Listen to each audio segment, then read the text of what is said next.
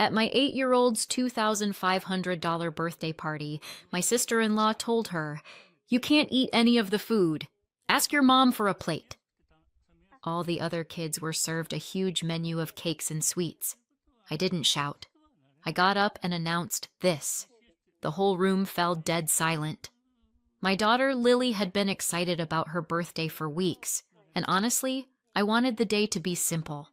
Just family, friends, and some cake.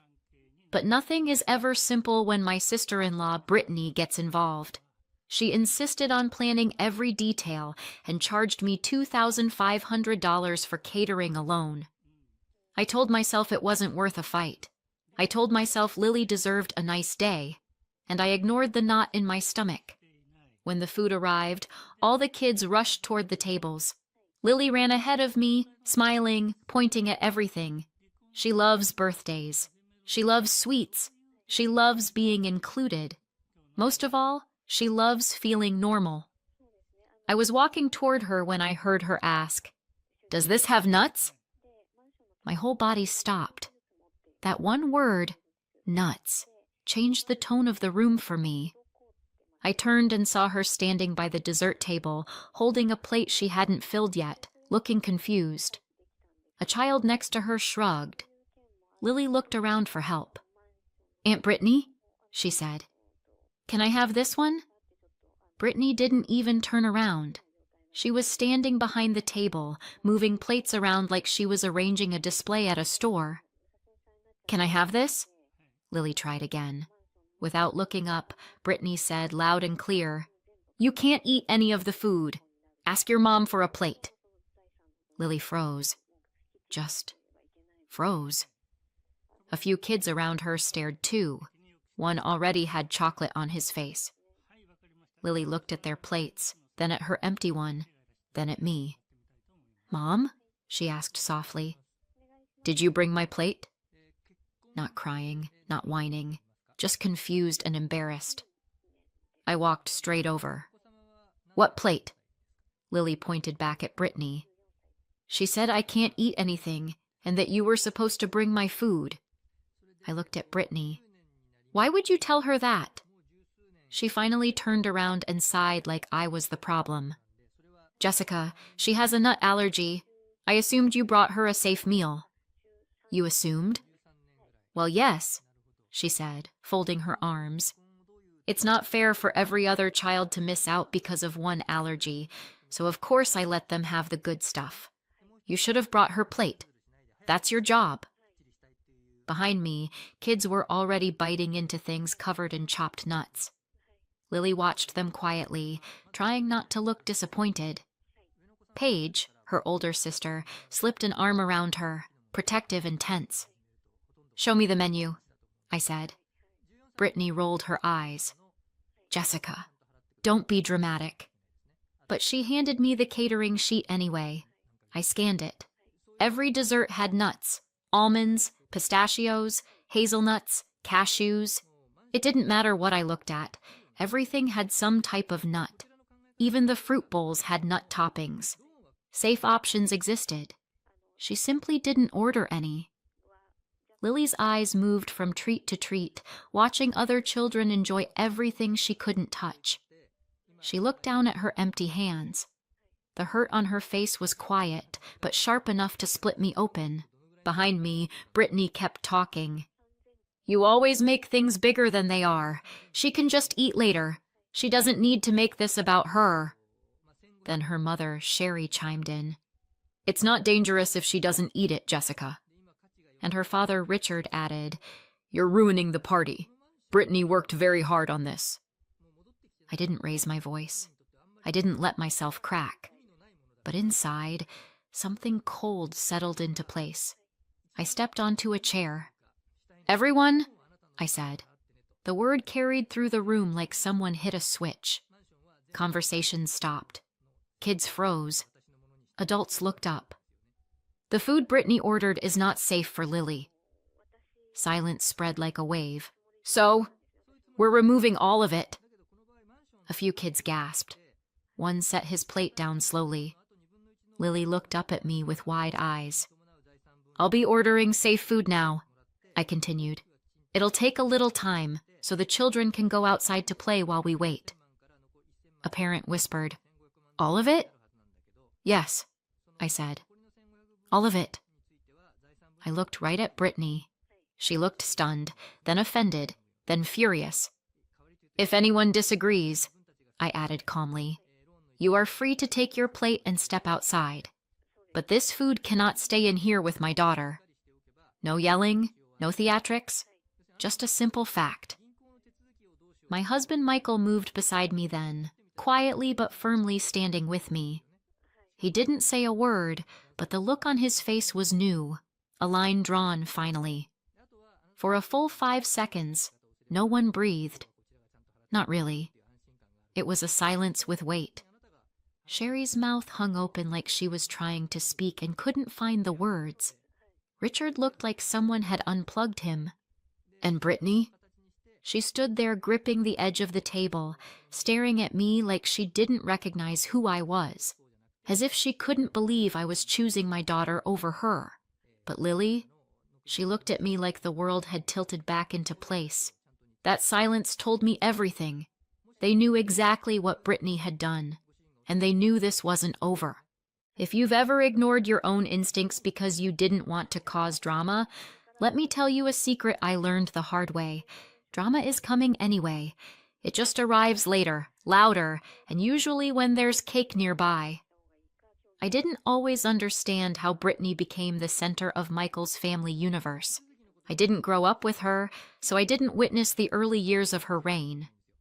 I only got the highlights after I married into the family, usually through uncomfortable dinners where my in-laws would retell old stories with the same proud tone people normally use for surgeons or war heroes. Apparently, Brittany learned to walk early, talk early, dance early, charm teachers early, and ruin lives professionally by the age of 32. Michael existed somewhere around the edges of the family photo album, smiling politely with the body language of someone who'd accepted second place long ago. He tried to warn me early in our relationship. "She's intense," Michael said once, after Brittany hijacked our anniversary dinner by announcing she was writing a book on elevated event styling and insisting we brainstorm chapter titles between courses. "Intense?" I asked. "Like a personal trainer?" "Intense like a small tornado," he said. "But she means well." Right. By the time we had Paige and Lily, now 11 and 8, I'd collected plenty of field data. When I say Brittany was the favorite, I don't mean by an inch. I mean by a full marathon. Every conversation with Sherry and Richard began with Brittany, circled around Brittany, and ended with Brittany's children, Haley and Carter, who apparently could do no wrong. Meanwhile, Paige and Lily were the nice girls, which in their vocabulary meant, don't ask for anything. Family gatherings had a pattern. Haley and Carter were given first pick of everything: gifts, treats, games, attention. While my girls were gently told, let them go first, they're younger. Even if technically they weren't younger, or smaller, or being reasonable human beings. Once, Paige tried to show Richard a drawing she spent hours on. He glanced at it for half a second, said, "That's nice," and then turned to watch Haley demonstrate her special dance, which was just her waving her arms like a damp towel. He applauded like she'd cured a disease. Michael always tensed up during these moments. He'd stay quiet, stiff, like he was watching an old wound reopen. Later, alone in the car, he'd say things like, "They mean well," or "It's not worth the fight," or "I don't want to upset them." He'd learned to shrink himself to avoid conflict. I didn't know yet how deep that training ran. Then came college. Or, more accurately, Brittany's college. When Michael turned 18, Sherry and Richard told him they couldn't afford to help him with tuition. He got a job. He applied for scholarships. He took loans. He made it work because he always made things work. But when Brittany graduated high school 4 years later, there was suddenly money. Plenty of it. "We want her to focus on her studies," they said. "She has so much potential." Michael didn't say a word, not one. He just sat there with his jaw tight while they explained that it would mean a lot if he could contribute too. And of course he did, because that's who he was, because he felt guilty saying no, because that family trained him to feel responsible for Brittany's comfort. By the time I married him, he was still sending them money, quietly, regular amounts. Sherry called it helping the family. It was really funding the favorite child's lifestyle. And yes, that included Brittany's kids later too. Birthday gifts, sports fees, random emergencies. There was always something. I didn't complain. I didn't push. I didn't want to create rifts. But it bothered me. The way they leaned on him financially while pretending he should be grateful for their attention. The way they acted like his success belonged to them, but his needs were an inconvenience. Then Lily developed her allergy. It didn't happen slowly or gently. One afternoon, she took a bite of a cookie at a friend's house. She didn't know. We didn't know. The friend's mom didn't know. 10 minutes later, she was gasping for breath, her lips swelling, her skin blotchy and hot, and I was running out the door with her in my arms, Paige crying behind me, and Michael speeding us to the hospital so fast my vision blurred. I will never forget the sound she made in the back seat. I still wake up some nights thinking I hear it. She lived, but barely. And everything changed after that. No nuts in the house. No nuts at restaurants. No nuts anywhere near her. Paige turned into her personal guard dog, checking labels, watching hands, hovering like a tiny bodyguard with stickers and sanitizer. And the whole family knew, because we told them, more than once, because we needed them to know. But some people take information and file it away. Others take it and pretend it's an opinion. Sherry acted like we were overreacting. Richard thought it was just a kid thing. And Brittany, of course, believed it was an inconvenience. When Brittany announced her new party planning business, she immediately inserted herself into Lily's birthday like it was her first big client. "I'll handle everything," she said, already making decisions before we agreed. Michael tried to push back, but Brittany steamrolled right over him. She always did. "It'll be good exposure," she told me, pretending to offer help while taking control. And just like that, we were locked in. I was paying for things I didn't want, and Michael was shrinking into old habits that his family had trained into him. I told myself it was fine. Just a children's party. Nothing serious, but something in my gut knew better. And I didn't realize how right I was until the moment everything collapsed. Because Lily's birthday wasn't going to be a celebration. It was going to be the moment the whole truth finally snapped open. There's a certain type of silence that feels like the moment before a glass shatters. That's what filled the room after my announcement. Kids froze mid-bite. Parents looked around like someone had pulled a fire alarm. Lily pressed herself into my side. Paige stepped closer, already in protective mode. And then, of course, Brittany snapped first. "You're ruining your own kid's party," she said, voice high and shaking. This is mania, Jessica. Everything was fine." "Fine. Sure, if you ignored the nuts covering half the room." She kept talking, waving her arms like a malfunctioning windmill. "You can't expect nobody to eat something just because she can't. She doesn't have to eat it. You never told me to order anything special. I just assumed. We can order something for her. We don't need to take everything away." Her words came out in frantic bursts, like she was trying to grab control back with sheer volume.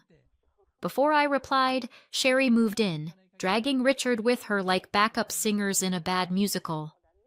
"Our daughter worked day and night on this party," Sherry said, voice rising. "She picked every detail. She planned everything.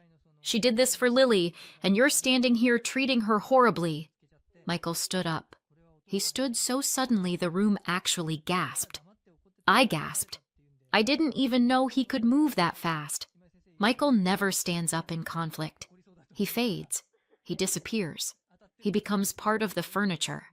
But now he was standing between me and his family, shoulders squared, jaw set, looking like someone I didn't recognize. And then he said the words no one expected. "You need to leave." Just like that. No build-up, no emotion, just a clean, sharp command that sliced right through the room. "What?" Sherry whispered.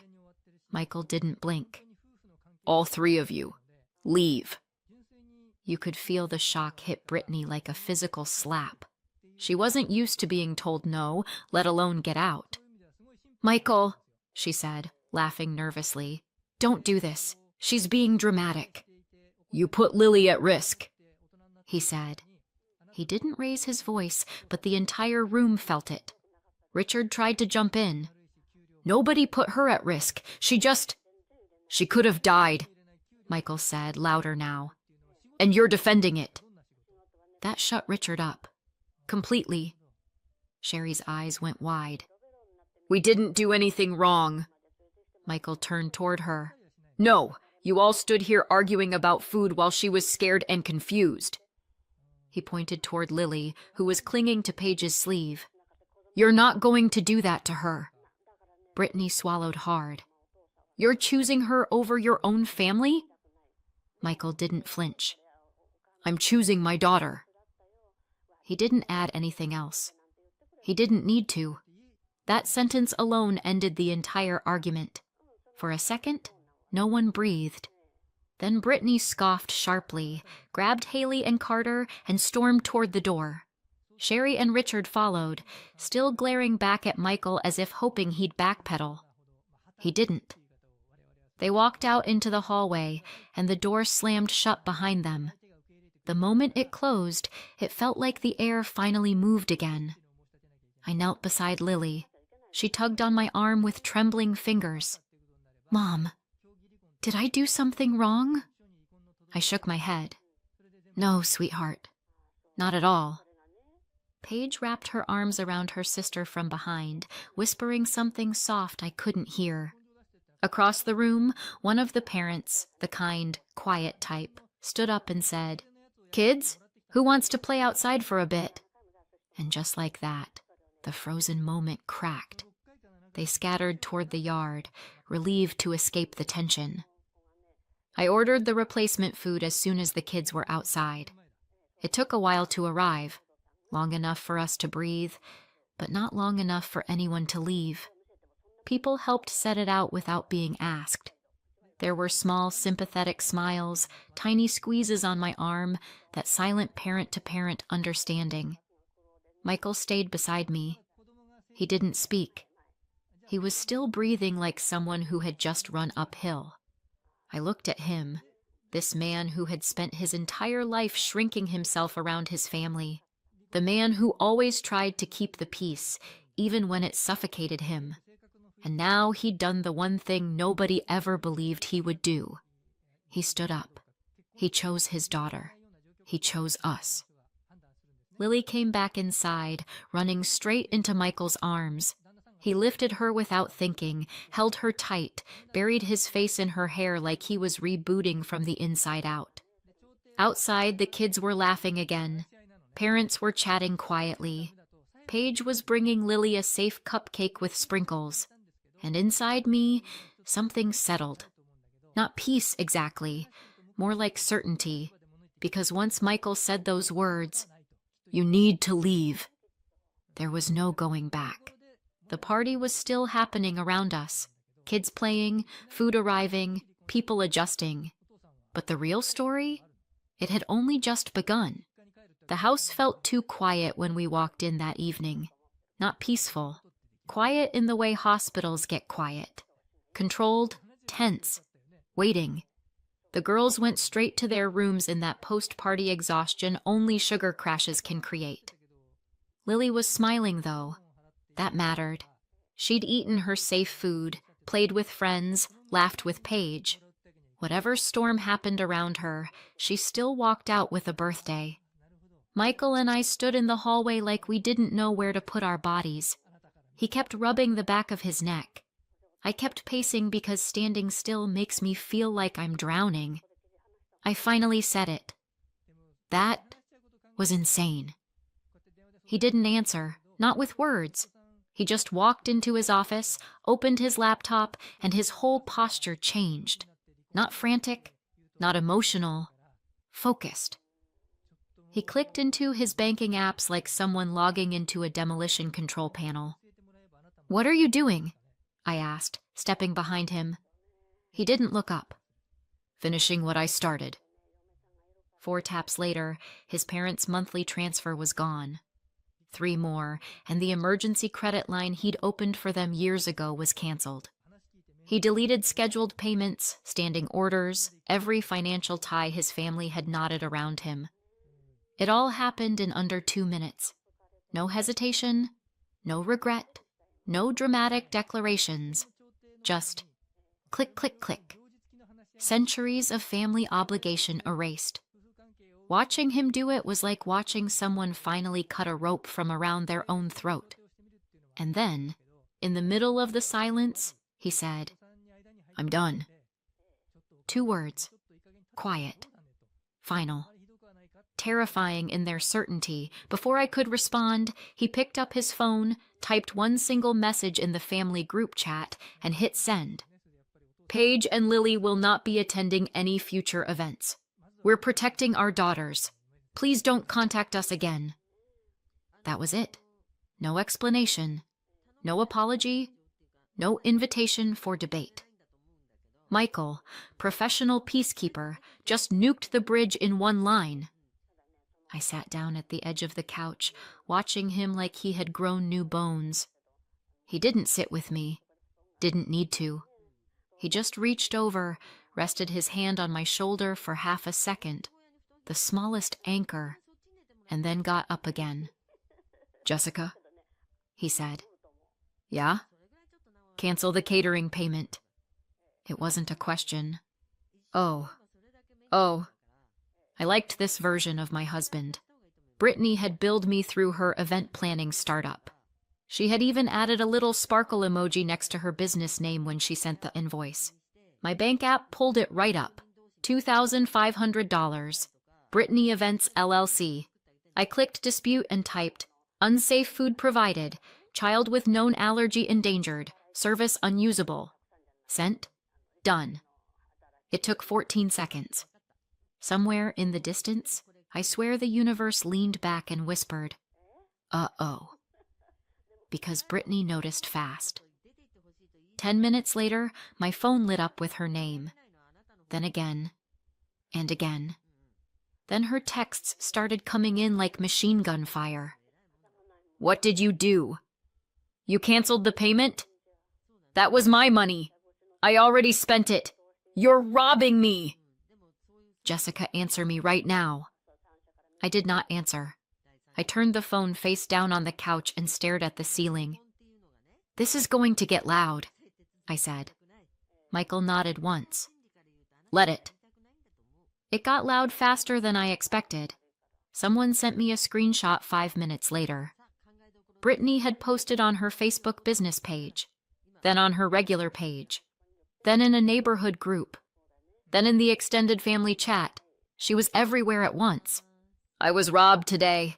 My own sister-in-law refused to pay for a full-service party I planned for months.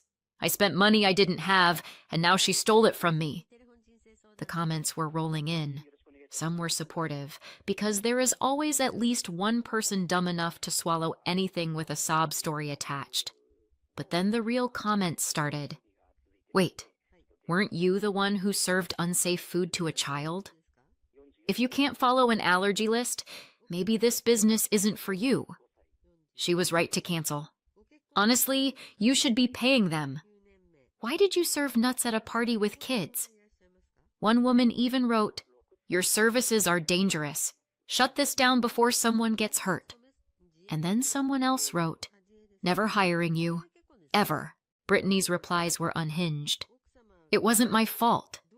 She should have brought a plate. She's teaching her kid to be selfish. None of that food was for her. I did nothing wrong." Watching it unfold was like watching someone try to put out a fire with gasoline.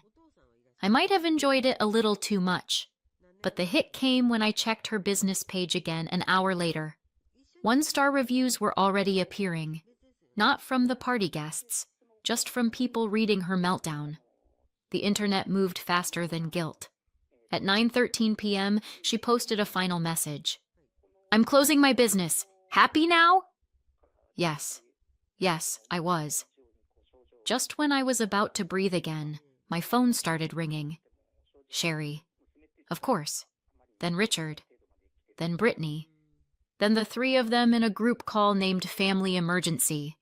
We ignored all of them. Michael slid his phone into a drawer like someone putting away a loaded weapon. But they weren't done. Because the next morning, they realized something. The money was gone. All of it. Every monthly payment. Every emergency transfer. Every quiet loan. Years of support they never once said thank you for. The screaming started early. Michael's phone lit up with, "Where is the money? The bank is wrong. Fix this, bring back the payments." "Now you owe us, Michael. Pick up the phone," he replied once. Just once. "No mistake." Silence. Short-lived silence. Because at 11:47 a.m., our doorbell rang. I opened the door slowly. There they were.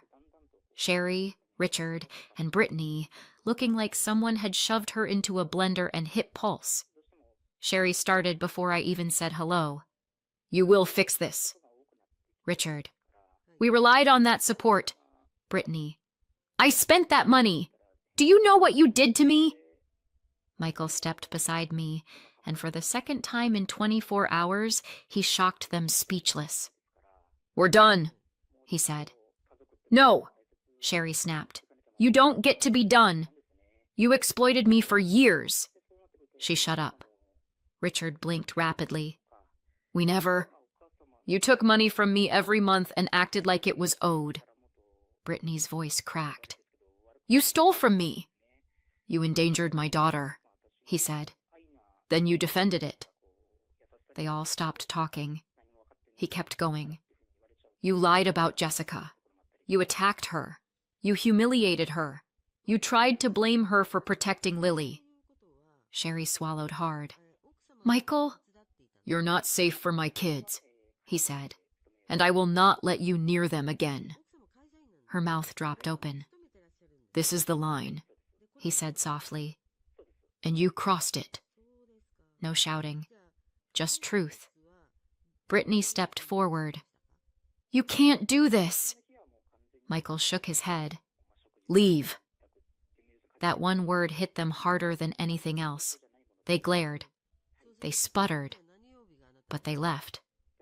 The door shut behind them with a final, echoing click. Michael leaned against the wall for a moment, palms pressed to it like he needed to steady the world. I walked to him, put a hand on his back. "We're free," I said. He exhaled, long, shaking, like he'd been holding that breath for a lifetime. And as I stared at the closed door, at the silence filling our home, at the space where their voices no longer lived, I realized something. They didn't just lose access to us. They lost control. They lost their power. And they lost the one person who had always said yes to them. Michael finally said no. And this time, it meant forever. So, what do you think? Did we go too far? Or not far enough? Let me know in the comments and subscribe for more. My family kicked me out during Christmas dinner. "We've all decided you should leave and never come back," my sister said. I just smiled. "Okay then. I guess you won't be needing this." Then I tore up an envelope and walked out. When they saw what I'd destroyed, they started screaming. Technically, I didn't even get to finish my meal. There was still mashed potato on my plate, and I'm pretty sure Derek, my sister's boyfriend who lives with us now and treats the dining table like a food court, was halfway through a second helping when it happened. My fork was midair. Eliza had just finished some long-winded story about how she saved Christmas by booking a last-minute replacement turkey, even though I was the one who brined it, prepped it, and roasted the damn thing. And then she dropped it. The line. Like she'd been waiting all evening for the right moment to toss the grenade. "We've all decided you should leave," she said, sipping wine like she was on an episode of Real Housewives of Passive-Aggressive Suburbs. "And not come back." Just like that. One sentence. Well rehearsed. I blinked. Once. Twice. My mom cleared her throat but didn't speak. My dad didn't even look up. Derek suddenly looked very interested in his gravy, like it was the most fascinating substance on earth. So I asked calmly, "What?"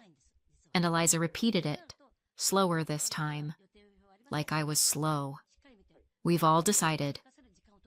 It's time you moved out. For good." No one corrected her.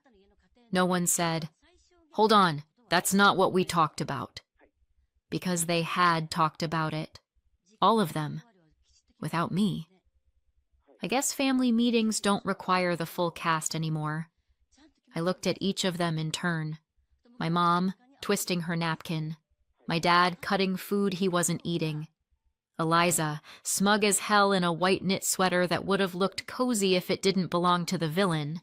And Derek, sweet, useless Derek, chewing like someone trying to disappear behind a dinner roll. Something in my chest cracked. But instead of falling apart, I reached into the inside pocket of my hoodie. I'd brought it in right before dinner. Almost forgot it upstairs. Stupid, really. I had planned to wait until after dessert. I had rehearsed a little speech in my head, something casual but heartfelt. But now, I pulled out the envelope. It was thick, cream-colored. I'd sealed it with a gold sticker like a total sap. I held it up. "Okay then," I said, smiling so wide my face hurt. "I guess you won't be needing this." And I tore it. There was a moment, a beat, where no one moved. Just the sound of paper splitting. That soft, delicate tear that feels too quiet for what it means. Then I dropped it on the table. 2 perfect halves. Right on top of Derek's third roll. I walked around the table, grabbed my coat off the back of the chair, and started toward the stairs. It took about 4 seconds before Eliza shouted, "Wait! What was that?" But I didn't stop. I was already walking up the stairs, past the gallery wall of family photos I'm barely in, past the framed portrait in the hallway where I'm somehow blurry despite standing still. I started grabbing things. A backpack, my phone charger, toothbrush, socks. I didn't even fold my clothes, just shoved them into the bag in a panic sweep. Downstairs, I could hear voices rising. Eliza was panicking. My mom's voice kept saying something about timing, and couldn't she have waited? My dad finally spoke, I think. Or maybe it was Derek. Hard to tell. Half the time they all sound the same when they're scrambling to reverse a bad idea. I zipped the bag, slung it over my shoulder, and looked around my room one last time. The twin bed. The dent in the wall from when I tripped over my laundry basket. The bookshelf that still had my 7th grade spelling bee trophy on it, even though no one ever mentioned it again after Eliza won regionals the year after.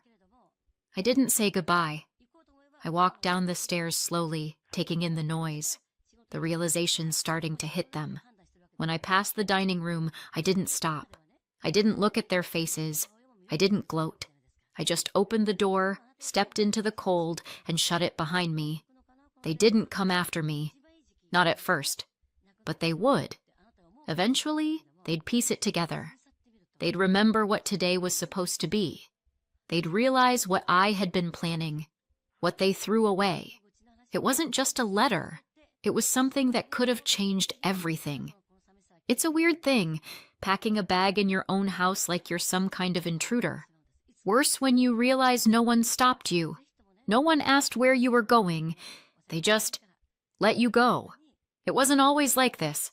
I mean, okay, maybe it kind of was. but I didn't notice how bad it was until I got older and realized that not everyone's childhood felt like living in someone else's highlight reel. Eliza was the golden child before she could even walk. It's like the sun shined a little harder on her side of the crib. People used to joke about it at family parties. "You'll have to watch out for this one," they'd say, tousling her hair while I sat nearby, unbothered and entirely unseen, like the family ficus. And to be fair, Eliza was charming. She had that thing, that glossy magazine ad energy that made grown-ups want to hand her things. Teachers loved her. Neighbors complimented her posture. She got awards for participating and trophies just for smiling. Meanwhile, I once got a laminated certificate that said "good effort" after a group project, and even then, I had to share it with 2 other kids. Our mom treated Eliza like a miniature version of herself, like some second draft she was finally getting right. They'd go shopping together, sit in the kitchen, and talk about woman things while I cleaned up after dinner. I once heard my mom say, "You're the only one who really understands me," to Eliza. I was 12. In the next room, our dad mostly stayed out of it. I think he thought being neutral meant being absent.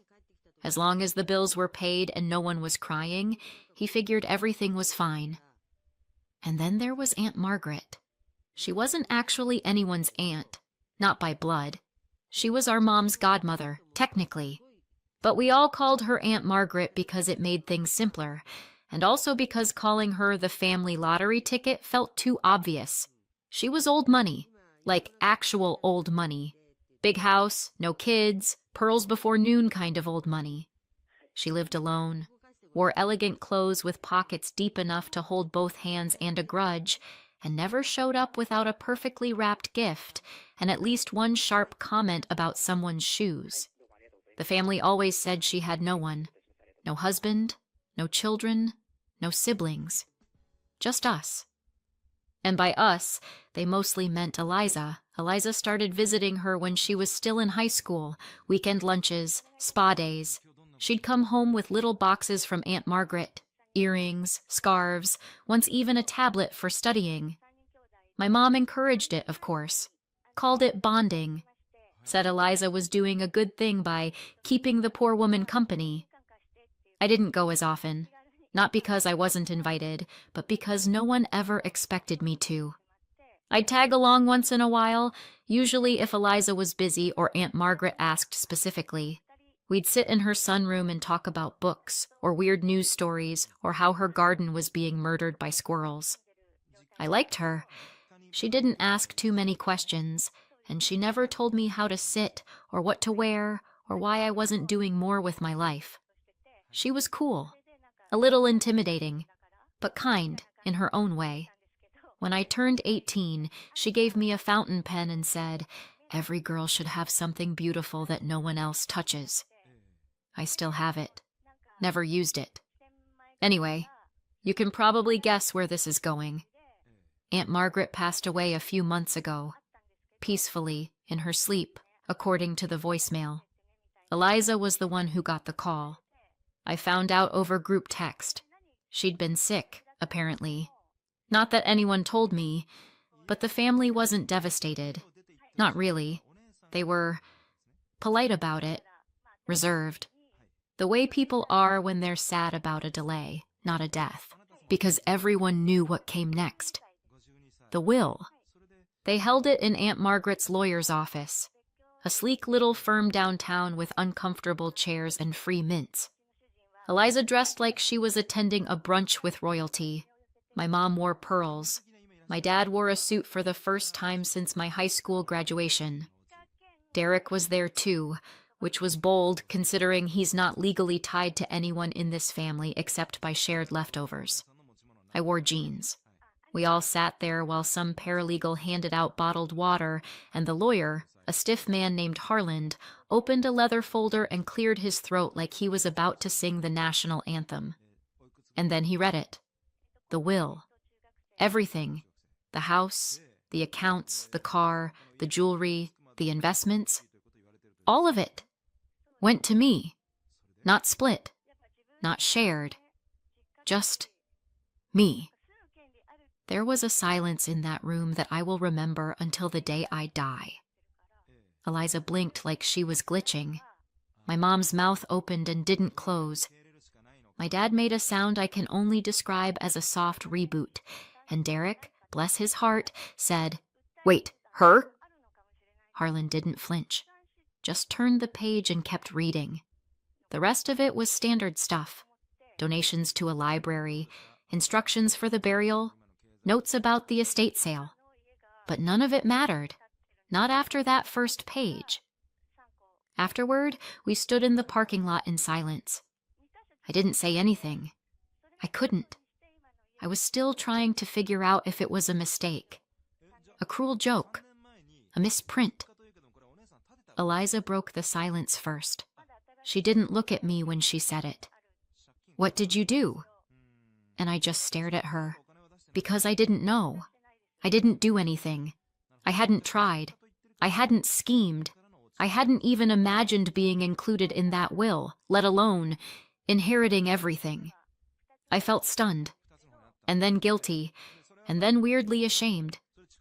They stopped talking to me after that, stopped including me in conversations.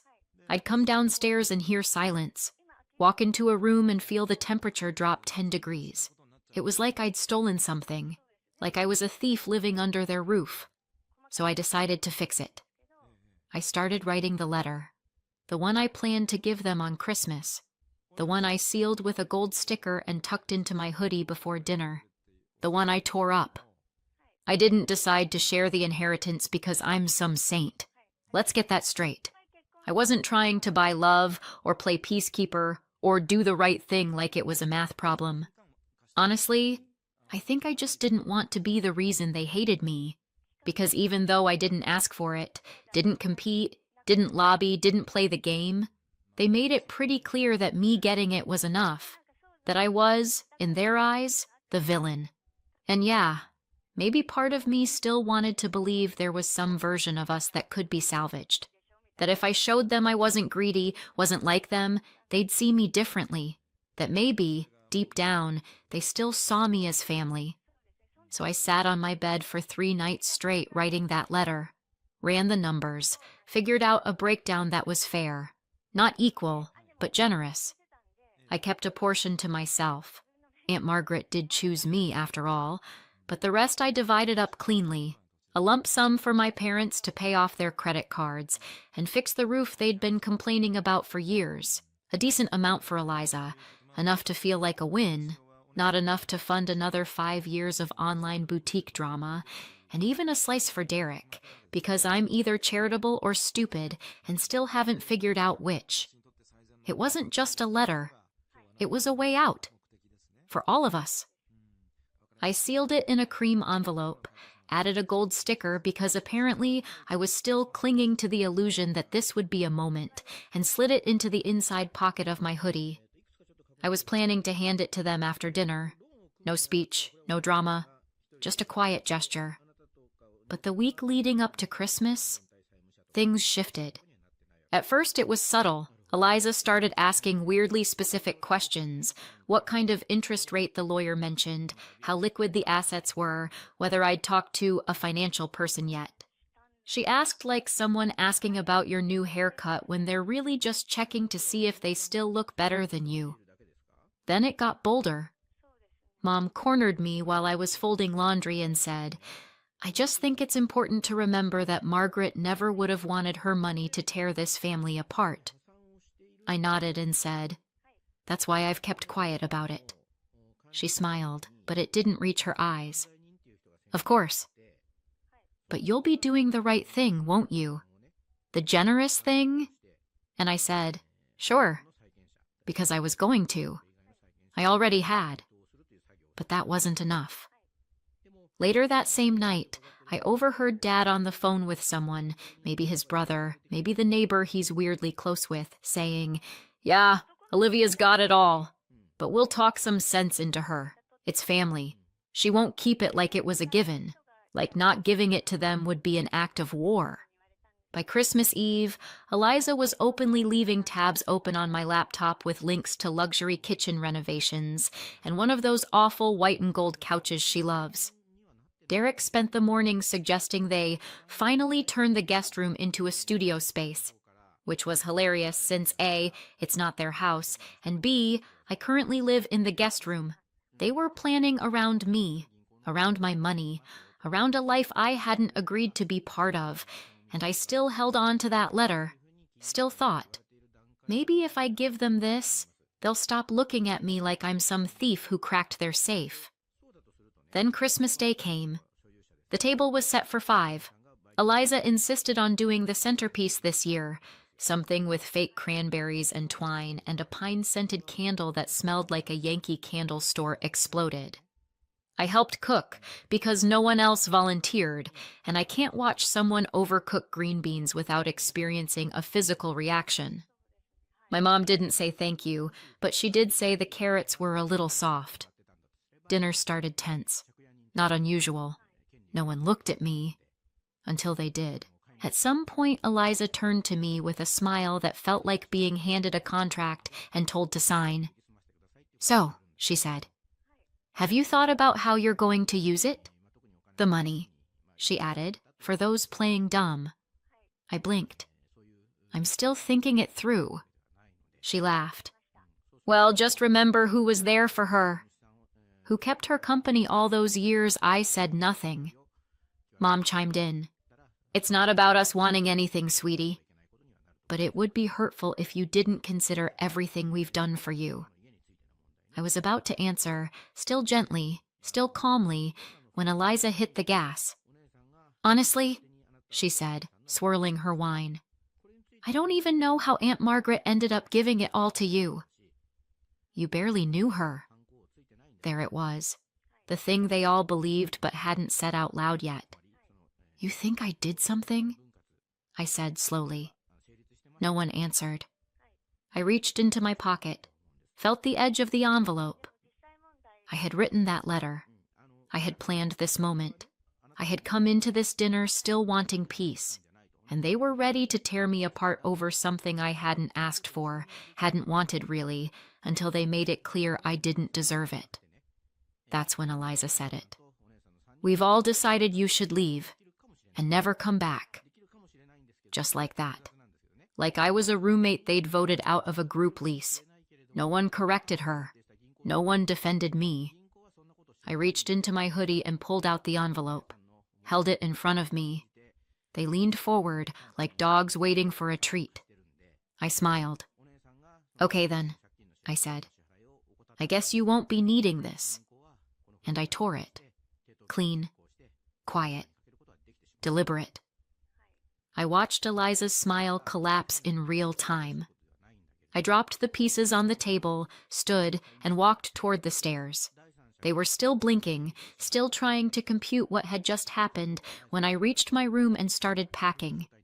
Let them scream. Let them guess. They don't know what they lost, but they will. When I left the house, the cold hit my face like a slap, but it felt cleaner than anything that had just happened inside. I was halfway down the walkway when I heard the door fly open behind me. "Olivia!" Eliza's voice, sharp and urgent, like I'd just dropped something she owned. I suppose they've read the letter by now, the one I tore. They would have pieced it together eventually. I didn't stop walking. "Olivia, are you serious right now? You're actually leaving?" I reached the sidewalk before she caught up. She was barefoot, arms crossed over that gauzy top she wore like she was starring in some indie Christmas movie where the misunderstood influencer learns the true meaning of family. "You don't have to do this," she panted, trying to sound reasonable now. "We were just surprised." I turned to her, slowly. "Surprised that I exist? Or surprised I didn't roll over and hand it all to you with a thank you card?" Her face flickered. "You didn't even earn it." There it was. "You barely knew her," she added. "We were the ones who visited, who took care of her, who waited for her to die so you could redecorate," I said flatly. Yeah, I know. The porch light clicked on. Mom stepped out, coat thrown over her shoulders. Sweetheart, she called, voice trembling. We didn't mean what we said. Eliza was just speaking for all of you, I said, loud and clear. Mom made her way down the steps, a little slower now. Look, emotions were running high, she said, but don't throw your future away over some misunderstanding. I stared at her. My future? She didn't blink. You don't know how hard the world is. You'll need us. Families fight, but we come back together. I almost laughed. You told me to pack my things and never come back. That was before we knew. She stopped herself. Before you knew what? That I had already decided to be generous? That you'd just burned the bridge that was meant to carry you? I don't need a ride, I said. I have a friend down the street. You're really just going to walk away? Eliza said, hugging herself. Like you don't owe us even a conversation? I looked at her. You made it very clear I didn't owe you a place at the table. And with that, I turned and kept walking. I didn't stop until the corner. They didn't follow. Not that night. 2 days later, they turned to extended family. The cousins, the uncles, the godmother I hadn't seen since middle school, but who now had a lot to say about respect and family obligations. Texts started rolling in, some vague.